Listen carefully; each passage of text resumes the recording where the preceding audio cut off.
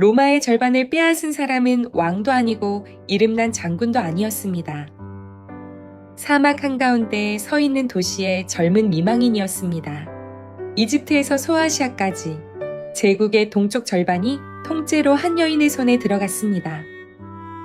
로마 황제는 여자와 전쟁을 벌인다는 이유로 백성들의 비웃음까지 샀습니다. 그런데 훗날 황제는 편지에 이렇게 털어놓습니다. 사람들은 이 여인이 얼마나 무서운 상대인지 모른다고 말입니다. 오늘은 사막의 여왕 제노비아 이야기입니다. 안녕하세요. 오늘도 역사 속으로 함께 떠나보겠습니다. 무대는 시리아의 사막 야자나무의 도시 팔미라입니다. 여왕의 영광과 몰락, 그리고 뜻밖의 반전까지 따라가 보겠습니다.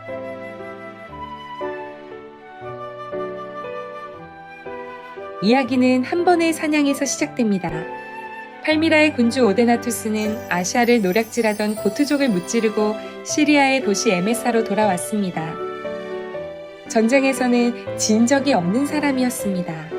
가장 큰 즐거움은 사냥이었습니다. 그런데 사냥터에서 조카 마요니우스가 무례를 저질렀습니다. 감히 숙부보다 먼저 창을 던진 것입니다. 주의를 받고도 같은 짓을 되풀이했습니다. 군주이자 사냥꾼인 오데나투스는 크게 노하여 조카의 말을 빼앗았습니다. 그 지방 사람들에게 말을 빼앗기는 일은 큰 치욕이었습니다. 짧은 감금형도 내렸습니다. 오데나투스는 곧 잊었지만 벌을 받은 쪽은 잊지 않았습니다. 마요니우스는 몇몇 무리를 모아 큰 잔치가 한창이던 자리에서 숙부를 살해했습니다.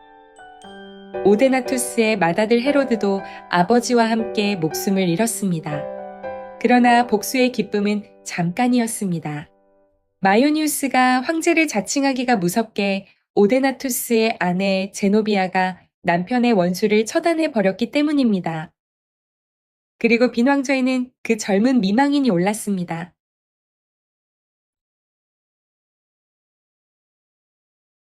제노비아는 충성스러운 신하들과 함께 팔미라와 시리아, 동방 전체를 5년 넘게 다스렸습니다. 기번은 사내다운 지혜로 다스렸다고 적었습니다. 원로원이 인정한 통치권은 남편 한 사람에게만 준 것이었지만 여왕은 원로원도 갈리에누스 황제도 우습게 여겼습니다. 토벌하러 온 로마 장군은 군대와 명성을 모두 잃고 유럽으로 쫓겨갔습니다. 여왕의 통치는 사사로운 감정에 흔들리지 않았습니다. 용서가 이로우면 분노를 가라앉혔고 벌이 필요하면 동정의 목소리를 잠재웠습니다. 살림은 인색하다는 소리를 들을 만큼 알뜰했지만 베풀 자리에서는 아낌없이 화려했습니다. 이웃한 아라비아와 아르메니아와 페르시아가 여왕의 미움을 두려워하며 동맹을 청했습니다. 여기에 조상의 유산이라며 기름지고 사람 많은 이집트까지 손에 넣었습니다. 여왕은 클레오파트라를 자신의 본보기로 삼았다고 전해집니다. 새 아들에게는 라틴어 교육을 시키고 황제의 자주색 옷을 입혀 군대 앞에 세웠습니다. 자신은 왕관을 쓰고 동방의 여왕이라 칭했습니다.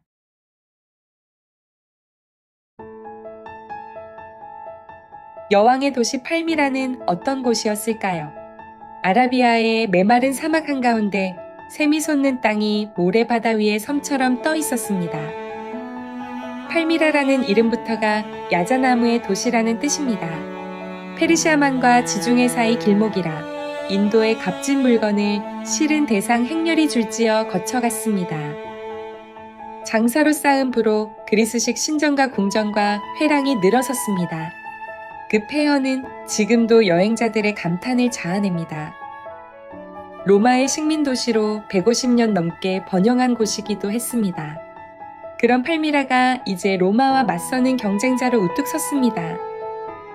기번은 여기서 서늘한 한 문장을 남깁니다. 그 경쟁은 치명적이었고 여러 세대에 걸친 번영이 한순간에 영광과 맞바꾸어졌다고 말입니다.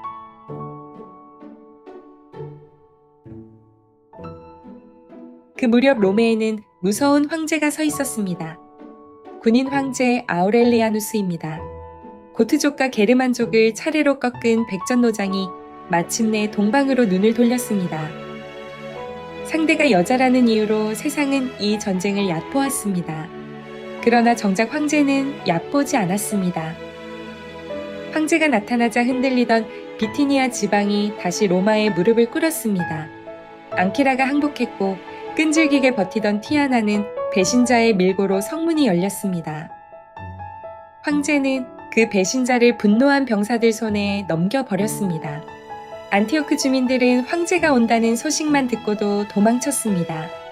황제는 어쩔 수 없이 여왕을 섬긴 사람은 모두 용서한다는 포고문을 내려 피난민을 불러들였습니다. 뜻밖의 관대함에 시리아의 민심이 돌아섰습니다.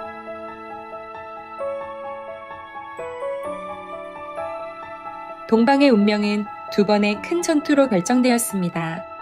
첫 번째는 안티오크 부근, 두 번째는 에메사 부근이었습니다. 두 전투 모두 여왕이 몸소 전장에 나와 군대를 독려했습니다. 지휘는 이집트를 정복했던 명장 차브다스가 맡았습니다. 팔미라군의 주력은 가벼운 궁수부대와 온몸을 강철로 감싼 중무장 기병이었습니다. 로마의 무어인 기병과 일리리아 기병은 이 육중한 돌격을 정면으로 감당할 수 없었습니다. 그래서 꾸민 듯 어지럽게 달아나며 무거운 갑옷의 적을 끝없이 끌고 다녔습니다. 지칠 대로 지친 철갑 기병은 결국 무너졌습니다. 화살을 다 쏜 공수들은 맨몸이나 다름없었습니다. 다뉴브 강가에서 단련된 로마 군단의 칼날이 그 옆구리를 파고들었습니다. 에메사에서 패한 뒤 여왕은 세 번째 군대를 모을 수 없었습니다. 속국들이 줄줄이 승자의 깃발 아래로 넘어갔기 때문입니다. 이제 남은 것은 수도 팔미라뿐이었습니다. 여왕은 성벽 안으로 물러나 항전을 준비하며 담대하게 선언했습니다. 내 치세의 마지막 순간이 곧 내 생애의 마지막 순간이 될 것이라고 말입니다.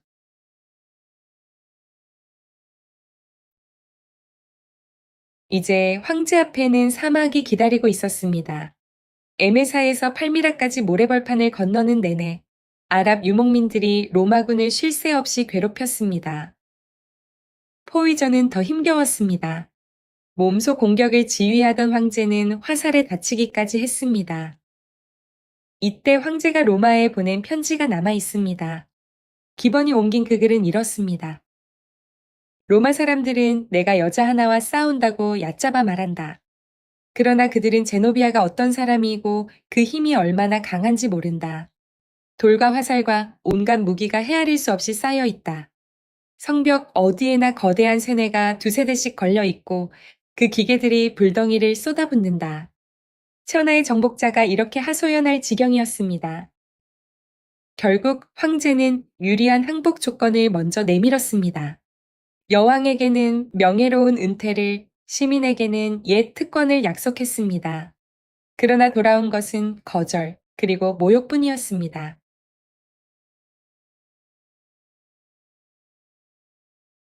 여왕에게는 믿는 구석이 둘 있었습니다.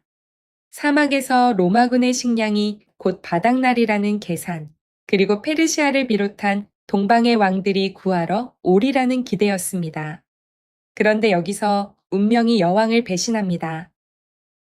하필 이 무렵 페르시아의 대왕 샤푸르가 세상을 떠난 것입니다. 페르시아 조정은 혼란에 빠졌고 팔미라로 오던 구원병은 로마군의 칼과 돈 앞에 흩어졌습니다.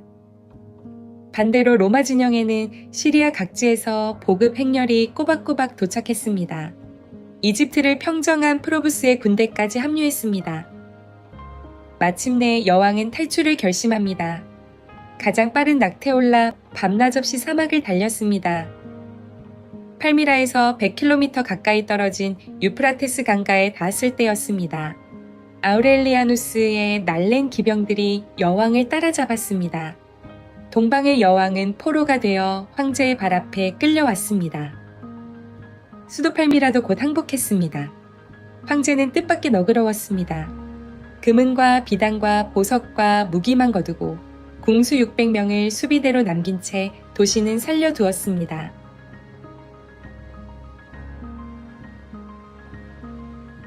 사로잡힌 여왕은 황제 앞에 섰습니다. 황제가 준엄하게 물었습니다.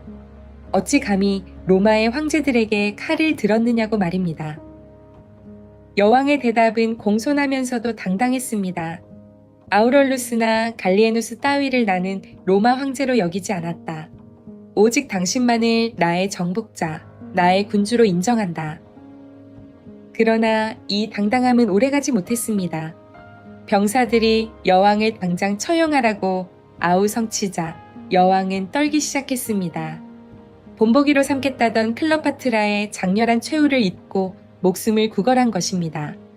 항전은 모두 신하들의 잘못이었다고 자신은 그들의 말에 휘둘렸을 뿐이라고 말입니다. 여왕이 지목한 사람들 위로 황제의 복수가 떨어졌습니다. 희생자 가운데는 당대 최고의 학자로 여왕을 섬기던 롱기누스가 있었습니다. 기번은 이 대목에서 북끝을 씁니다. 배신한 여왕과 처형을 명한 폭군보다 롱기누스의 이름이 더 오래 살아남으리라고 적었습니다. 학문으로 영혼을 갈고 닦은 롱기누스는 불평 한마디 없이 형장으로 걸어갔습니다. 오히려 불행한 여왕을 가엾게 여기고 슬퍼하는 벗들을 위로하면서 말입니다.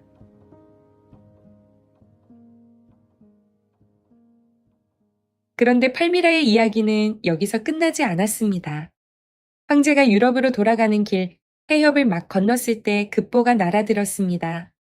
팔미라 사람들이 다시 반란을 일으켜 총독과 수비대를 몰살했다는 소식이었습니다. 황제는 한순간도 망설이지 않고 말머리를 돌렸습니다. 이번에는 자비가 없었습니다. 황제 스스로 편지에서 인정했습니다. 노인과 여자와 아이와 농부까지 그 끔찍한 살육에 휩쓸렸다고 말입니다. 무역과 예술의 도시, 제노비아의 도시는 그렇게 무너졌습니다. 도시를 다시 짓도록 허락하기는 했지만 부수기는 쉬워도 되살리기는 어려운 법입니다. 팔미라는 이름 없는 소읍으로 작은 요새로 끝내에 비참한 마을로 가라앉았습니다. 기번의 시대에는 웅장한 신전들 안에 진흙 오두막 30-40채가 전부였다고 합니다.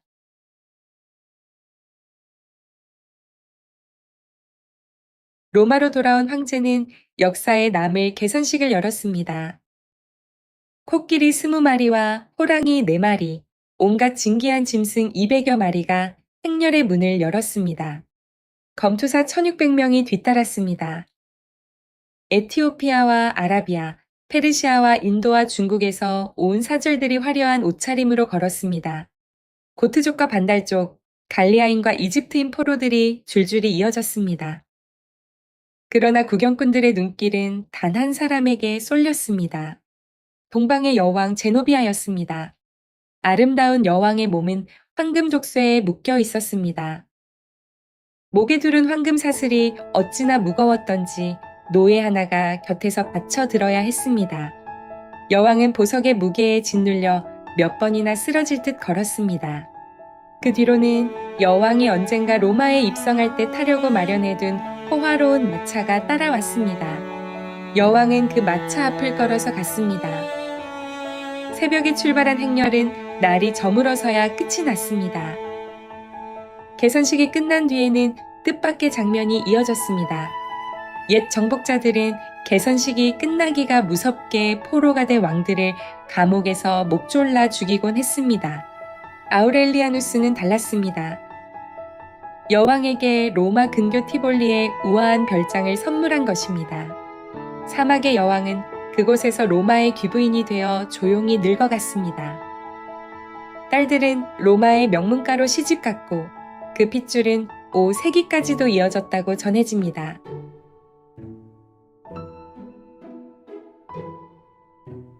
그렇다면 승리한 황제는 어떻게 되었을까요?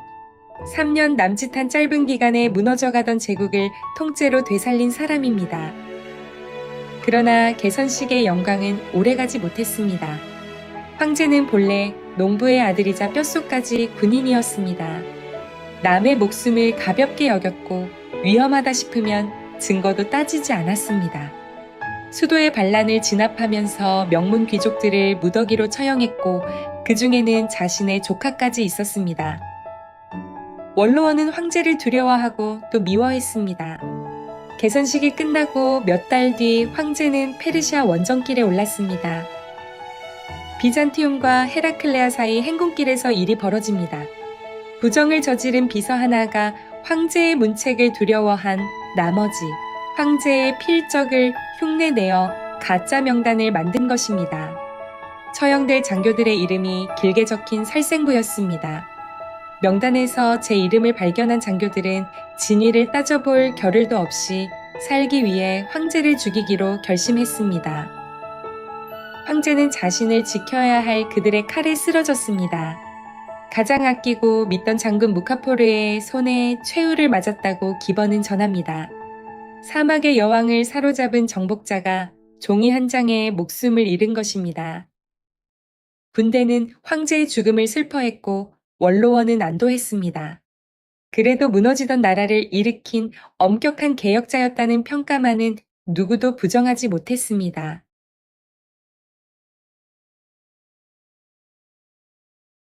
문득 이런 생각이 듭니다. 제노비아는 끝까지 싸우겠다고 맹세했지만 마지막 순간에 자존심을 내려놓고 살아남았습니다. 그 대가로 충신을 잃고 명예에 지을 수 없는 얼룩을 남겼습니다. 아우렐리아누스는 모든 전쟁에서 이겼지만 부하 한 사람의 두려움을 이기지 못해 목숨을 잃었습니다. 150년 번영하던 팔미라는 한순간의 영광을 줬다가 흑병 마을로 주저앉았습니다. 무엇이 이기는 삶이고 무엇이 지는 삶인지 세월이 한참 지나서야 보이는 것 같습니다. 돌아보면 우리도 물러설 줄 몰라서 잃은 것이 있고 자존심을 접었기에 지킨 것이 있지 않았습니까? 티볼리의 별장에서 조용히 늙어간 여왕은 과연 행복했을까요? 저마다 답이 다를 그 질문 하나를 오늘 가슴에 품어봅니다. 사막의 도시에서 일어나 로마의 절반을 호령하다가 황금 사슬에 묶여 로마 거리를 걸었던 여왕. 그리고 그 여왕을 이기고도 부하의 칼에 세우러진 황제. 오늘은 제노비아와 아우렐리아누스의 이야기를 함께 했습니다. 다음 시간에는 더 놀라운 이야기가 기다립니다. 서로 죽고 죽이며 차지하던 황제 자리를 군대와 원로원이 서로 먼저 고르시라며 8달이나 사양한 로마 역사상 가장 이상한 시간이 펼쳐집니다. 구독과 좋아요를 눌러두시면 다음 이야기를 놓치지 않으실 수 있습니다. 오늘도 함께 해주셔서 고맙습니다.